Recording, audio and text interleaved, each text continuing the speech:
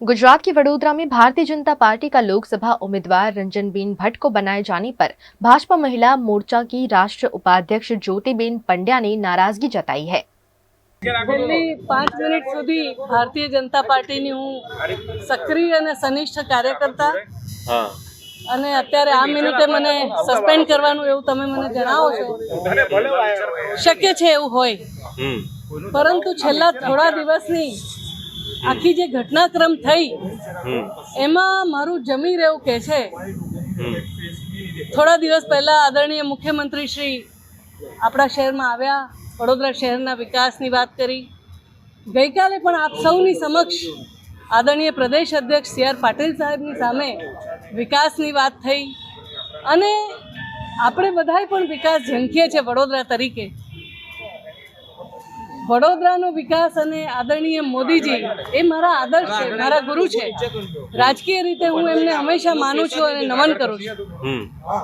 મોદી સાહેબ જેમની વિકાસની પરિભાષા છે, બાજુમાં સુરત, આ બાજુ અમદાવાદ, બધે આપણે જોઈ રહ્યા છીએ। હું પણ વડોદરા શહેરની મેયર તરીકે મેં જોયું છે, તો ક્યાં એક વારાણસીનો આપણો વિકાસ જુઓ, ક્યાં આપણા વડોદરાની વાત। અને અમારા ગઈકાલે ત્રીજી વખત બેન રંજનબેનને ફરી એકવાર ભારતીય જનતા પાર્ટીની ટિકિટ જાહેર થઈ છે। મહિલા તરીકે હંમેશા છેલ્લા 10 વર્ષથી એ પોતે સાંસદ છે, એમનું સન્માન કરીને ઇવન ગઈકાલે સાંજે પણ શ્રી રામનો પટ્ટો પહેરાવીને મેં એમને આદર આપ્યું છે।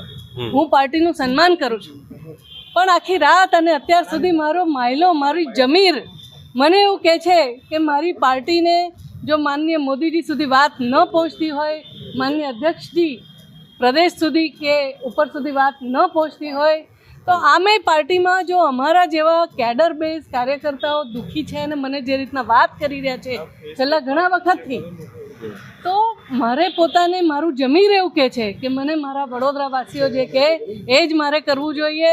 અને પાર્ટી અને આપ સૌ જાણો છો કે છેલ્લા ઘણા વખતથી વિકાસ માટેની જે મૂડી જોઈએ એમાંથી ઘણી બધી મૂડી ક્યાં જતી રહે છે અને હું એ બાબતે દુઃખી છું। અને એટલા માટે આપ સૌ સમક્ષ વિકાસની મૂડી એટલે ભ્રષ્ટાચારની વાત કરો છો? હું એમ કહેવા માંગુ છું કે જ્યાં જ્યાં પણ જે લોકોએ જે કર્યું છે, આપ સૌ ઇન્વેસ્ટિગેશન જર્નાલિઝમના લોકો છો, તમે સારી રીતે શોધી કાઢશો। હું પોતે વિચારધારાની દૃષ્ટિએ ભારતીય જનતા પાર્ટીની ભરેલી સનિષ્ઠ કાર્યકર્તા છું, રાષ્ટ્રીય ઉપાધ્યક્ષ છું મહિલા મોરચાની, પ્રવક્તા તરીકે પણ અત્યારે મધ્ય ઝોનની વાત કરું છું। ટીસી લેવા હમણાં જ ગયા અઠવાડિયે હું મહીસાગર ગઈ હતી અને સાથે સાથે અધ્યક્ષજી કે કોઈના તરફે મને નારાજગી નથી। અમારા મોદી સાહેબ મારા આદર્શ છે, ફરી એકવાર કહું અમિતભાઈ કે કોઈના તરફ મારી નારાજગી નથી, પરંતુ આ બેનને ત્રીજી તમ ટિકિટ આપવામાં એવી તે કઈ અનિવાર્યતા છે? એવું તો તમને વડોદરા પાસે શું જોઈએ છે કે તમને આને આ જ જંગતો છો? વ્યક્તિ તરીકે as a doctor I am not against anybody else, not a single person, but I want to ask, મારે પૂછવું છે કે એવી કઈ અનિવાર્યતા છે કે ત્રણ ટર્મ સુધી કોઈ સ્ત્રી હઠને આપણે માની લેવી પડે? તો હું એ સ્ત્રી છું, હું એ સ્ત્રી છું તમને ટિકિટ અને મળી? મેં 28-30 વર્ષથી ભારતીય જનતા પાર્ટીનું નિષ્ઠાથી કામ કર્યું છે।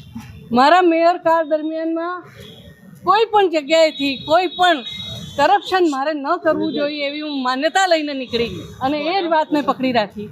મારે આજે વડોદરા શહેરને જે તમે બધાએ ઝંખો છો એ જ આગ મારા દિલમાં પણ છે। I want to have something, some development in this city and I am the person who is really eligible. હું એલિજિબલ નથી એવું કોઈ મને કહે, મારો બાયોડેટા બતાડું।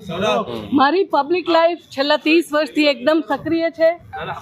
મારી પબ્લિક લાઈફની અંદર મેં પોતે ઇન્ડિપેન્ડન્ટ ડાયરેક્ટર તરીકે કામ કર્યું છે, શહેરના મેયર તરીકે આપમાંથી ઘણા બધા લોકો મિત્રો મને કહે છે કે મેં સારામાં સારી રીતે કામ કર્યું છે, નિષ્ઠાથી કામ કર્યું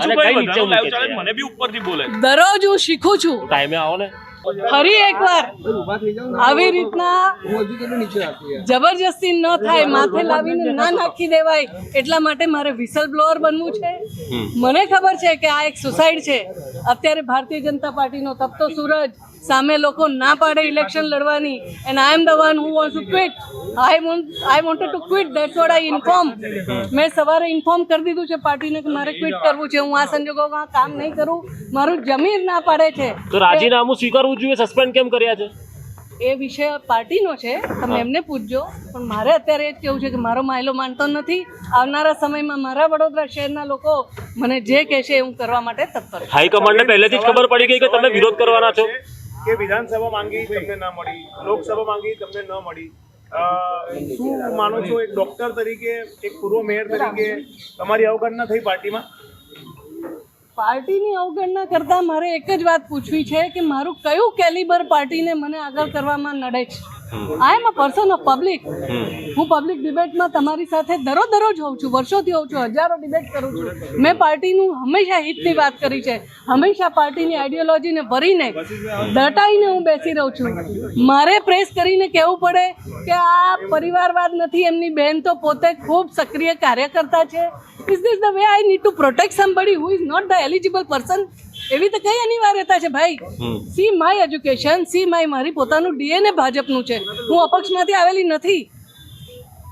મારી પાર્ટી, મારા પ્રદેશ અધ્યક્ષ, મારા મોદી સાહેબ, કોઈની મને વિરુદ્ધ નથી. તમે રાત્રે ખેસ પહેરાવા બી ગયા ને આજે સવારે સસ્પેન્ડ, આ કયા પ્રકારની રણનીતિ? હું કહું છું કે મારે પોતાને મારો માયલો માનતો નથી. મારા વડોદરાના વિકાસની મને પડેલી છે. મને મારા શહેરના લોકોએ, હજારો લોકોએ કીધું કે આ બરાબર નથી જ્યોતિબેન, ક્યાં શું ટૂંકું પડે છે. મેં કીધું આજે હું છૂટી થવા તૈયાર છું. આઈડિયોલોજી મારી છે, વિચારધારા મારી છે, પણ this is it. I want to keep an end. બેન, એક સવાલ એ છે, આજે જ્યોતિબેન બહાર આવ્યા છે નારાજગી લઈને, આવનાર સમયમાં બીજા લોકો પણ આવશે. વેલ, એ પાર્ટીએ ચિંતા કરવી પડશે. અપક્ષ વડોદરા શહેરનો વિકાસનો નાણો ક્યાં ક્યાં જઈને મોલ બનાવે છે, તપાસ કરવી પડશે. અચ્છા, અપક્ષ ઉમેદવારી કરશો? લોકો પણ છે, નારાજગી દર્શાવશે બીજા લોકો. It is parties headache. અપક્ષ ઉમેદવારી કરવાના જ્યોતિબેન?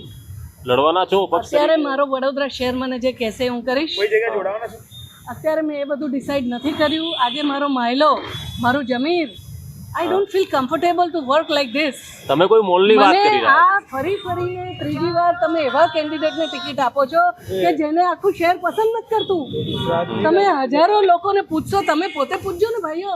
તમે તો જર્નલિસ્ટ, તમે કોઈ મોલની વાત કરી રહ્યા છો? કયો મોલ?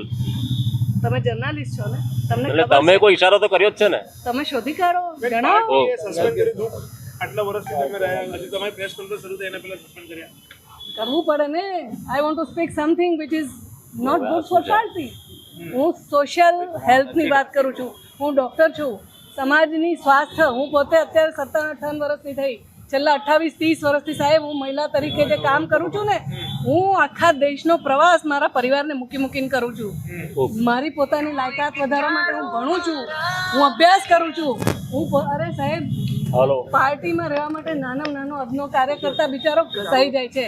મને ખબર છે કે આ બધું જ જે કામ નાનો કાર્યકર્તા હોય છે એ ડરમાં ને ડરમાં કરે છે. Is this the way we want to be fearful? ડરમાં છે કાર્યકર્તા, ડરીને રહી રહ્યા છે અત્યારે. ઘણી બધી જગ્યાએ કાર્યકર્તાને ટેન્શન હોય છે કે હારું આપણને સસ્પેન્ડ કરશે. પણ આજે મેં તો સવારથી કહી દીધું છે કે I am quitting this party, I will quit. Okay. અને એમાં મને આઈડિયોલોજી સાથે નિસ્બત નથી. મારા પ્રદેશ અધ્યક્ષ, મારા મુખ્યમંત્રી, જય શ્રી રામ, મારા વડાપ્રધાન, મારું આઈડિયોલોજી, મારા આદર્શ, મારા અમિતભાઈ, મારો આદર્શ. પણ જ્યાં ભૂલ થઈ છે એ તમને ખબર છે. હું કઈ દિશા ચિંધું છું. બહુ મોટી અને ઊંચી જગ્યાએથી આવે છે. સર, બાઇટ ચાલુ છે, બાઇટ ચાલુ છે, ટોળું છે, મારા હાથમાં માઇક છે, તમે ફોન કરો છો એવું છે. કરું મેં? એ પછીનો વિષય છે. ઓકે. એ પછીનો વિષય છે. Today I am not happy for this way the way party is handling. અને તમને કોઈ બીજું કાર્યકર્તા નથી મળતું ભાજપનું? ટિકિટ માટે કોઈ ચર્ચા થઈ હતી? તમને કોઈ તમે દાવેદારી કરી? તમારો અભિપ્રાય લીધો હોય અથવા તમારી સાથે વાત થઈ હોય? ઘણી બધી ચર્ચાઓ થાય સાહેબ, પણ ઉપર મોદી સાહેબ સુધી, અમિતભાઈ સુધી પહોંચે છે કે નહીં મને તો એ સમજાતું નથી. અમે લોકો નિષ્ઠાથી વાત કરતા હોય છે, અમારા પાર્ટીના લોકો પણ ચર્ચા કરતા હોય છે, અમારા પાટીલ સાહેબ બી કહેતા જ હશે ઉપર સુધી બધી વાત. પણ આ કેમ નથી પહોંચતું ઉપર સુધી? અથવા તો એવી રીતે કઈ કમ્પલ્ઝન આવી જાય છે? આઈ એમ નોટ શ્યોર.